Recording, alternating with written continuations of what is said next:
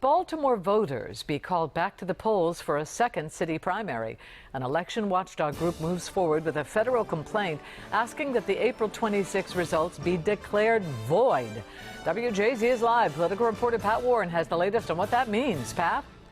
That's right, Denise. What it means is that the group has to prove to the court that voter irregularities were so widespread it influenced the outcome of the election. Voters organized for the integrity of city elections Voice tells WJZ today it is prepared to make a case that the April election was an absolute disaster. In a news conference yesterday, the group's leaders accused the city and state elections board of violating election laws in the city's primary.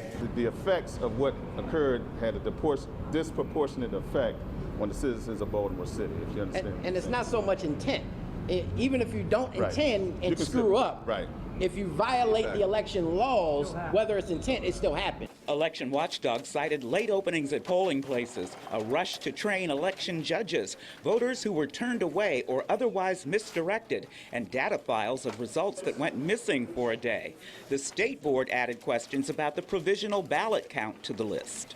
The problem is it's yet to be established that there were these large systematic problems. So we do have a lot of anecdotal evidence. The director of the Goucher College Field of Politics Center tells WJZ one group's lawsuit may not be enough to convince a judge that the entire election should be done over. And so until that burden of proof can be established, what we see is an election that Baltimoreans were very proud of.